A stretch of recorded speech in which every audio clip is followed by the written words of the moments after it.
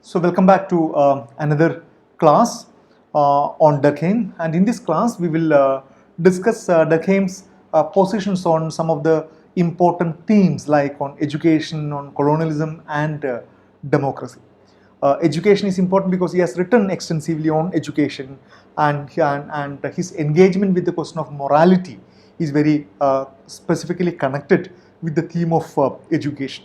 And Durkheim is widely considered as one of the earliest sociologists who had very significant arguments or theoretical arguments about the nature of education, the purpose of education, the philosophy of education, and a host of other aspects. And personally as well, Durkheim had initiated a lot of reforms in education during his lifetime. He played a very active role in initiating a series of reforms in education during his time. And colonialism is an important theme because Durkheim really belonged to the period when European colonialist expansion was at its peak, and it's important to know as an intellectual how far he was sensitive to this particular process, and to what extent he was able to come out, or was he at all able to come out of the influence of Eurocentrism. And then democracy is another important aspect. It's just like the case we looked at Karl Marx and his argument about colonialism and democracy. It's also important to look at how Emile Durkheim looked at, or Emile Durkheim analyzed this whole idea of democracy. Now, Durkheim on education. Durkheim has written extensively on themes related to education, specifically on its moral and especially on its moral considerations. So, writing in the Republican tradition of Aristotle, Rousseau, and Kant, Durkheim argues that liberty entails the conscious creation of the laws which govern oneself and by extension the society. So, he very strongly believed that the liberty entails the conscious creation of the laws which govern oneself and by extension society. As people become more free, people become more people enjoy more form of liberty. That liberty comes with responsibility. That liberty comes with higher state of social and individual responsibility, a kind of a more a higher form of responsibility about regulating one's own life and that of society. So in that sense, liberty is not the freedom to be left alone to what one wishes. So it's one of the fundamental arguments that the liberty is not without any control. Okay, you can't have n number of, or you can't have an idea of liberty without any control or without any kind of checks. Your freedom is always confined. So to follow one's own self-interest, rather it means autonomy, the rational control of one's own life. So a modern individual, a modern citizen, as per this whole Republican tradition, emphasized on the fact that while we enjoy certain liberties, while we enjoy certain freedom, that also comes at a cost, that we are supposed to be seen as responsible, we are supposed to regulate our own action, we must collectively come to certain conclusion about how do we regulate, how do we control the kind of a society in which we live. So a modern society is not a place where everybody can do whatever they want. Your ideas, your goals, your desires are well defined, and what is accepted and what is not accepted is very specifically drafted. You can't go beyond that. So Durkheim very strongly believed in this particular position about the freedom coming with whole lot of responsibility. So only in the artificial realm of laws and institutions created by people are justice and freedom possible. So it might look kind of contradictory, but he argued that this notion of justice and freedom is possible only in the kind of institutions and realms like laws which are aimed to put more and more control over that. So a kind of a fine balance between the freedom and the regulation, and is something that very important, and they are not available in the natural world. And it's quite obvious that when we talk about this the natural world and social world, Durkheim is very clear that an animal society, an animal kingdom which does not have any rule of its own, is quite different from that of a human society, where both written as well as unwritten rules govern the common activity of a society. And most of these rules most of these rules emerge on the basis of a host of ethical considerations, of course mostly from religious and also from the non-religious considerations. So education involves learning of social rules and morality. So this is a point where he connects this whole question of education with that of morality.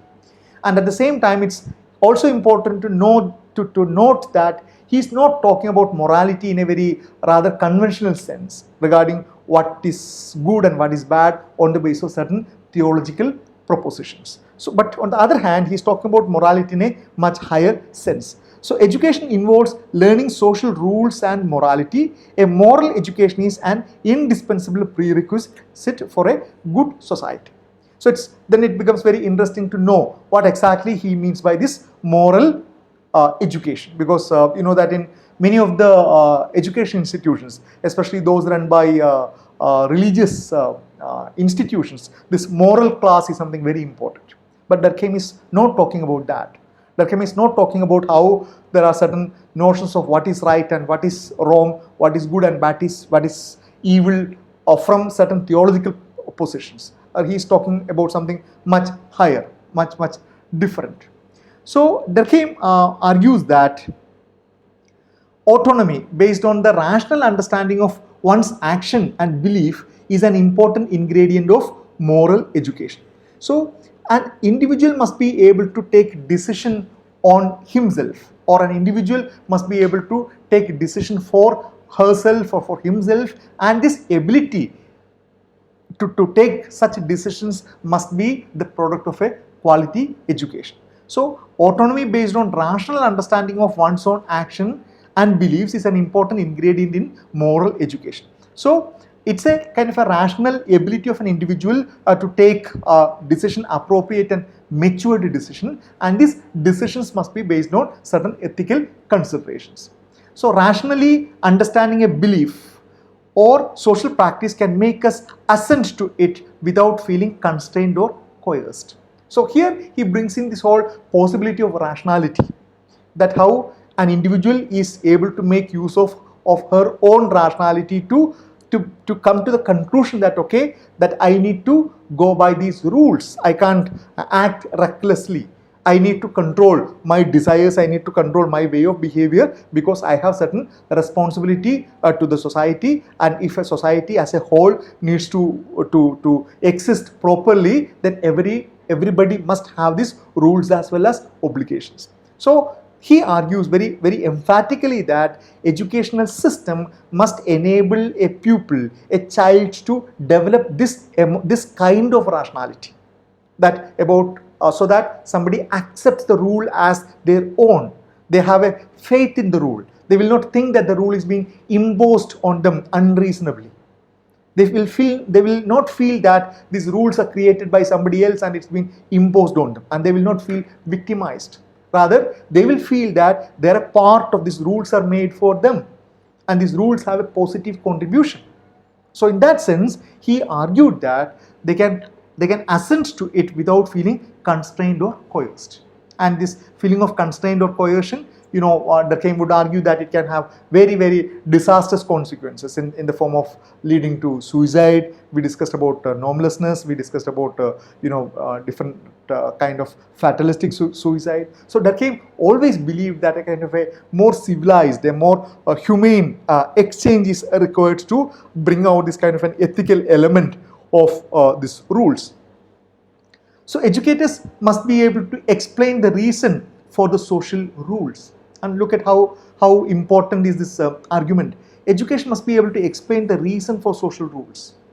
And here he wants the intellectual involvement of both the child as well as that of the educator. They're supposed to have a kind of a very healthy interaction between these two sections of people.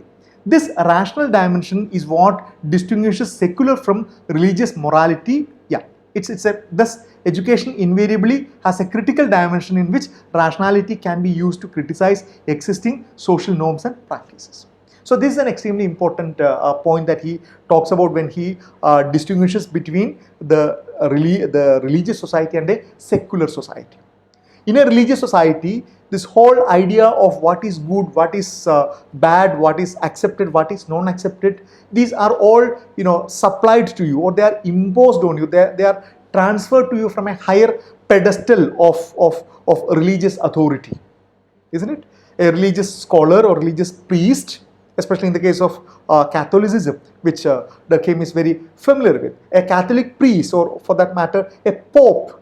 Pope is also the spiritual authority, and Pope also was the political authority. So this combination of both spiritual as well as authority provides him extraordinary power to influence and inflict the kind of rules and ethics and morality that they want on the population. And there is hardly any dialogue. There's hardly any questioning. It's all willful acceptance. It's all you're supposed to accept, because you can't question the Pope. You can't question the religious authority. Durkheim is not talking about that kind of morality. Rather, Durkheim is talking about a morality, a kind of an acceptance of morality that comes as a result of intellectual engagement, as a result of dialogue. That is why he believes that the educators must be able to convince the people about why that they are supposed to believe in that. So this rational dimension is what distinguishes secular from religious morality. Thus, education invariably has a critical dimension in which rationality can be used to criticize existing social norms and practice. So he, in a sense, he really encouraged this ability of or this quality of the children to rationally criticize, reflect over, criticize the kind of political system that exists in different societies, or the kind of authority structure that exists. Or in other words, Durkheim believed that even the children have active stakes in this whole process of education. They should not be seen as the passive recipients, as if they are kind of a blank state on which the educator can write whatever they want, but to education must be a kind of a completely democratic process where the learner also has equal stakes. A very, very important idea that has been incorporated into a host of educational theories. So education must encourage a free-spirited and civic-minded individual. And this is the kind of ultimate objective of education according to Durkheim. It must create a free-spirited and civic-minded individual who is kind of responsible, who has a kind of a civic-mindedness, and who is free-spirited, who is not somebody who would be completely easily convinced by existing power structures. So the moral rules never can be understood and implemented mechanically, but require intelligence in their application. So he's talking about a kind of a morally higher form of existence, where the rules are accepted, they are widely practiced, they are widely shared, because the population also understand that these rules are important. So he writes that human nature is multiple and diverse, not singular, and education should reflect this diversity. And this is again a very interesting debate within sociology.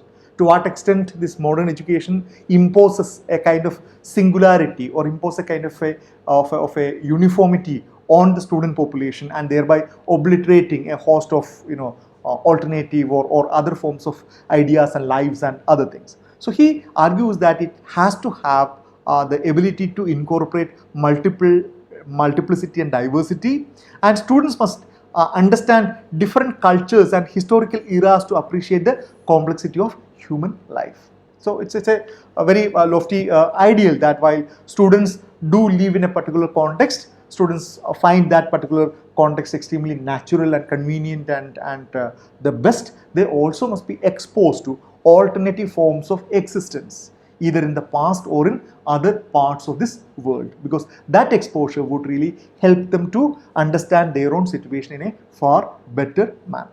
So education must move beyond the examples of a Eurocentric focus on Greece and Rome when looking at history, because there are others which are again different, commonly regarded as being less advanced, but which nevertheless are worthy of investigation, because they too constitute manifestations of the human spirit. So it's interesting to note that Durkheim was aware of this whole Eurocentric idea, Eurocentric nature of knowledge system or intellectual life during his particular time. So he believed, he very sincerely argued that the education system must come out of this Eurocentric character and must be able to understand, must be able to encourage students to explore lives outside the European European region, because they also are manifestations of human spirit. And of course, he brings in this whole idea of less advanced, because he shared, as we will discuss now a couple of minutes later, he also very strongly believed that Europe really represented the epitome of human advancement or human history. But at the same time, he believed that while standing at this top of human civilization, students must understand how other forms of lives existed, because that also teach them about how human spirit manifests in different conditions.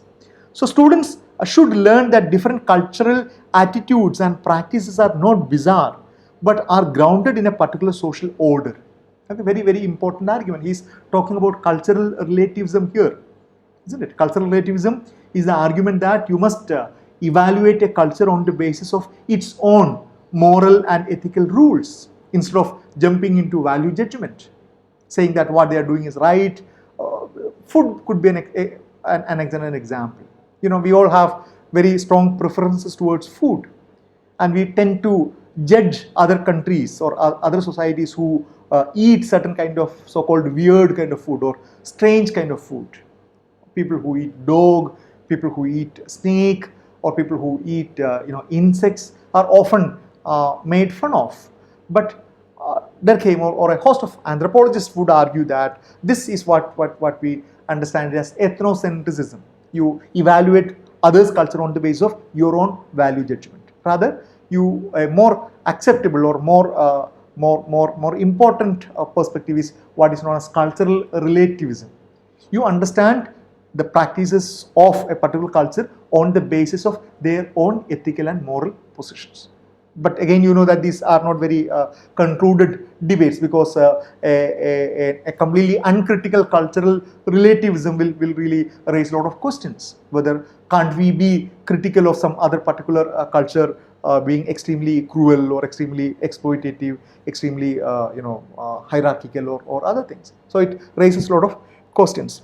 So Durkheim sees humankind as an infinitely flexible protean force capable of appearing in innumerable guises according to the perennially changing demands of his circumstances. A very, very beautiful depiction of human life, bringing in the kind of possible complexities. It's an infinitely flexible protean force capable of appearing in innumerable guises according to the perennially changing demands of his circumstances.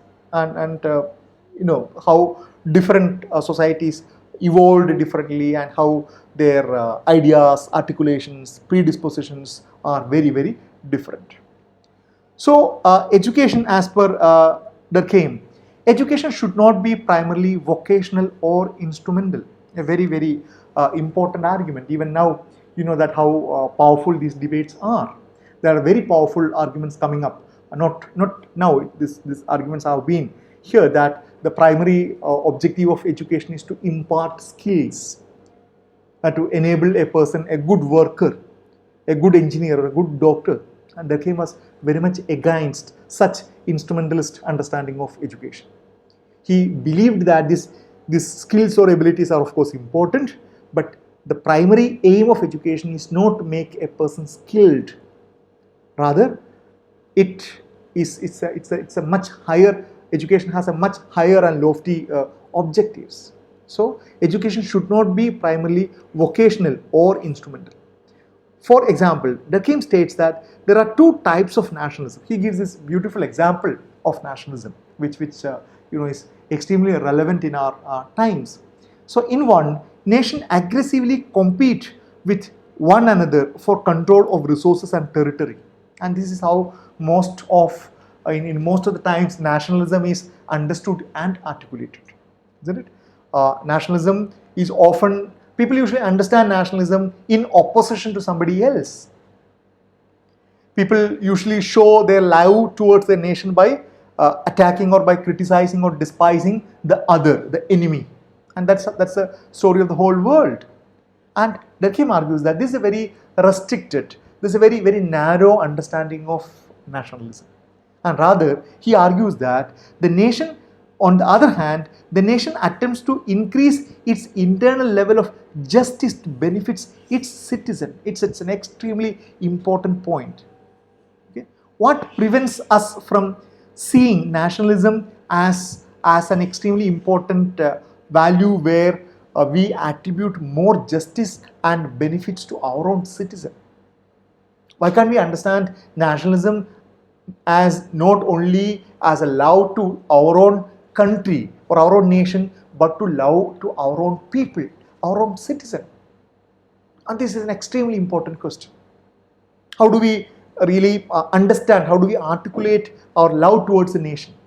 Is it the love towards the kind of a geographic boundary? Is it the love towards the kind of certain symbols of nation? Or is it the love towards certain national song or national symbol or Independence Day or Republic Day? Or can it be expanded to a more larger understanding of love towards your own people, love towards your own citizen? Can nationalism be seen as an attempt to bring in a more just society, a society with less amount of social inequality, less amount of social exploitation, less amount of suffering? And then, obviously, it will become apparent, it will become very visible that once you adopt that definition of nationalism, you won't be able to stop that definition from going beyond the boundaries of your nation. If you really love, or if you think that showing the love towards your country is by showing the love towards your own people, then the national boundary should not stop you. You must, or you will naturally develop abilities or sensitivity to understand the difficulties and the tragedies of people beyond your border. Then you might even think that the national boundaries are not that significant, or they are kind of many times they are obstructions towards a far better society.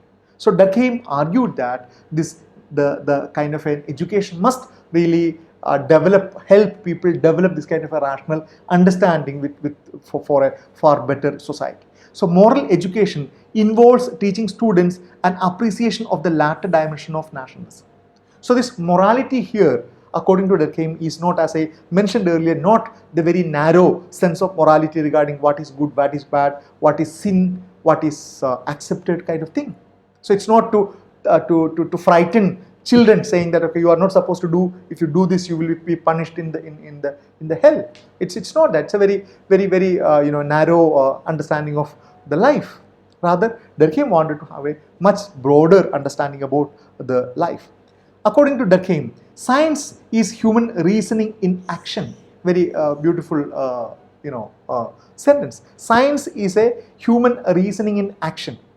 Other disciplines should try to emulate the exemplary rationality of natural scientific methodology.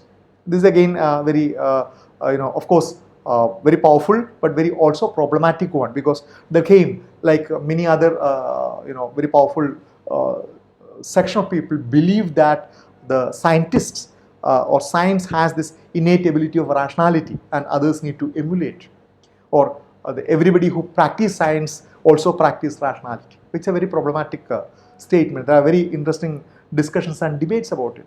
What do we mean by scientific rationality? Do scientists constitute the most rational people, or is rationality absent outside the realm of science? These are all very fascinating questions and have generated a lot of interesting discussions and debates.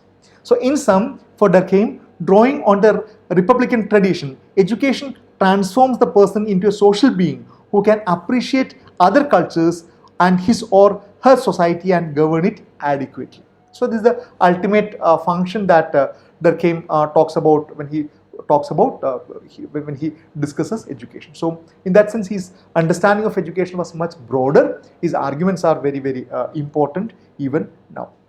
Then another question about his position on colonialism.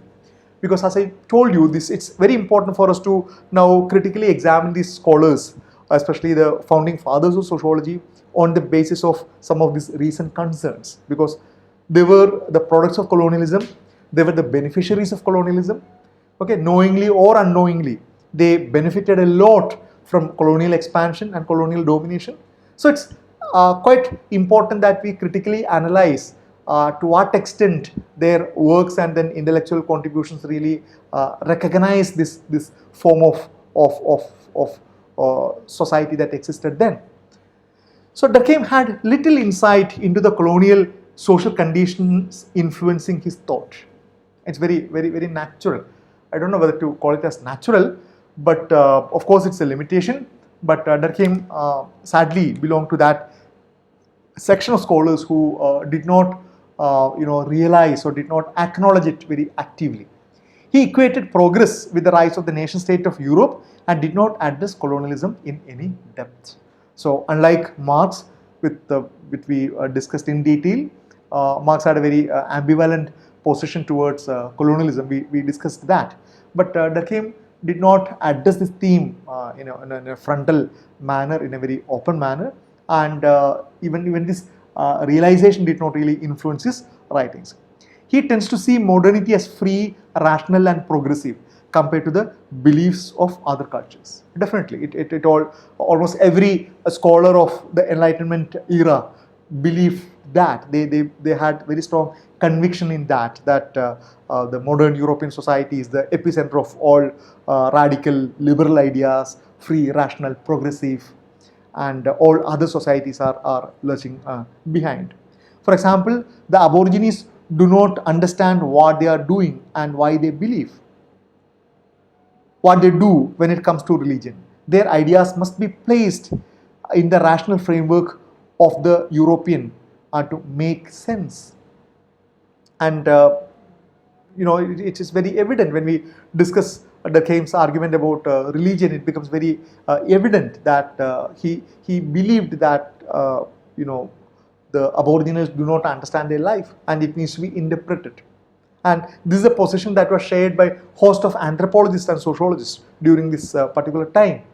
And Marx, you remember his very infamous statement, they don't have history. Indians do not have history. So anthropologists believed that the Aboriginal people only live. They don't know how to conceptualize it. They don't know how to theorize it. They don't know how to place it in the larger canvas of social history. And this larger understanding of history, that there are certain origins of societies and it moves in a particular unilinear fashion and then reaches a pinnacle, and that pinnacle is presently occupied by the Europe. So this is the kind of a larger picture that the Europeans have in mind.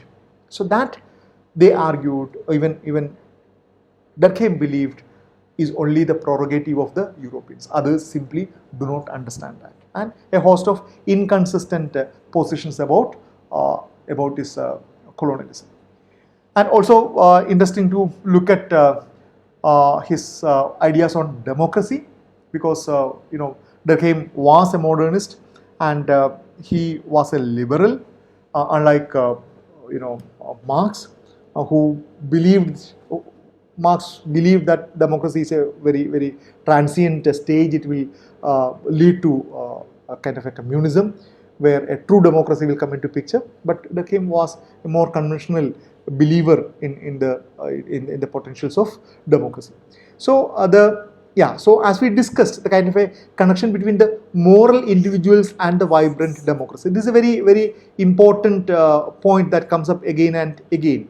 Durkheim very strongly believed that a morally rooted, a morally enlightened citizenry is an extremely important component of a vibrant democracy. You can't have a democracy without a morally enlightened or morally rooted citizens.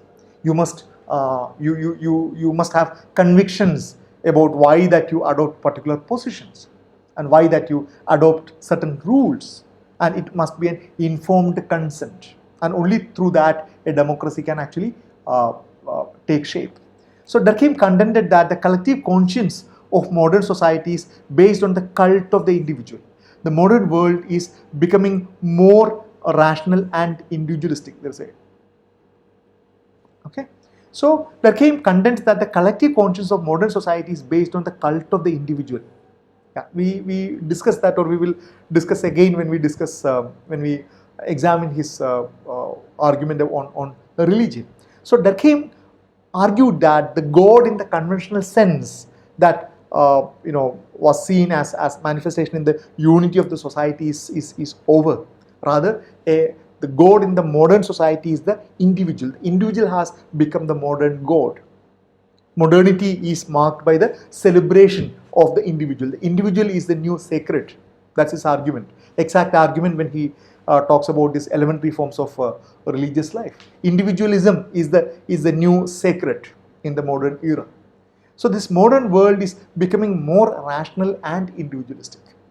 So people are still constrained by moral rules, but modern morality allows them more choice and freedom and demands prudential judgment. This new sensibility has to be created through democratic interaction, for the common good is not a static object existing outside of social interactions, but emerges out of the deliberations and criticisms characteristic of modern democracy. So it's a typical liberal understanding of democracy, of a civic society, of a civil society, a society where the individuals engage, interact, debate with each other, and through this debate, new rules emerge, and every citizen abide by that, and that new rules take the society into a far superior, better position. So these rules are not seen as imposed on them. These rules are not the ideas or the whims and fancies of a dictator or the most powerful person or institution. Rather, these rules are framed by informed citizenry.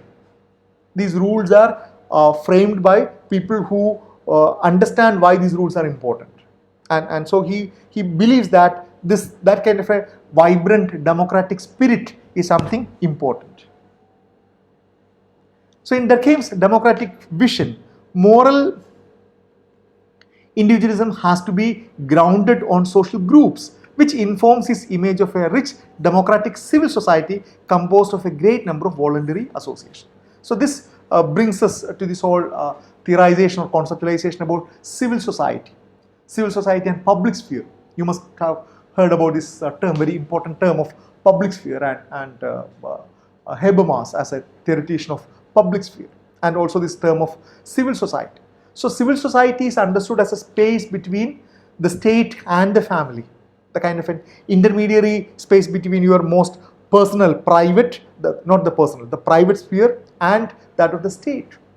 And this the space of civil society is composed of a whole set of voluntary organizations, parties, and other set of organizations who actively engage in the process of dialogue and then criticisms and other things. So he argues that which informs his image of a rich democratic civil society composed of a great number of voluntary organizations.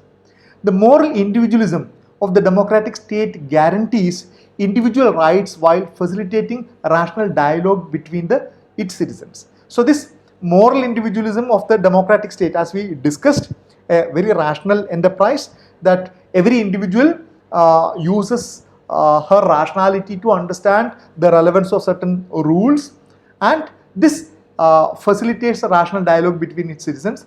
Democracy works by making the people's will the laws of the state. Okay, so the collective will of the people becomes the laws. It's not the other way around. It's not the law is framed on the basis of certain theological predispositions or certain ideas of the ruler, ideas of the dictator, and then it's not imposed on the people. Okay, the rules actually represent the collective ambitions of the people, which is why democracy has a moral superiority over other forms of government. Obviously, you know that why that we globally consider democracy as the most important, most valued form of governance. While there could be quite a lot of criticism against that, against it being inefficient, it's being corrupt, it's being so slow to take decisions, democracy is widely considered to be extremely important because it is definitely superior to other forms of political organization, whether it's dictatorship or despotism or whatever different forms. Deliberations and discussions in the public sphere makes the state more conscious of its moral and democratic responsibilities. So he has a vision, a liberal understanding of society where the society governs itself through an educated, well-informed citizenry. These citizens take active role in deciding their own political affairs, and it is aided by a very vibrant civic society which helps in the kind of a discussion with each other, and a kind of a collective consensus emerges, and this collective consensus gets translated as laws, and so that those laws have enormous legitimacy among the people. While Durkheim does not address issues of state surveillance and sometimes advocates strong forms of community, he also recognizes that modern society requires increasing democratic and popular reflexivity. And you know that we can argue that or typical Marxian criticism against this kind of arguments is that Durkheim is too naive. Durkheim's arguments are too simplistic, that he believes that in a society, modern society like ours, you can have a perfect democratic society by people coming together. And especially Marxists would criticize Durkheim's lack of focus on the economic sphere. And remember the very famous criticism of Marx on democracy. Marx believed that unless you bring in economic equality, political equality has no meaning. The political equality means very little for the people who are suffering under economic exploitation.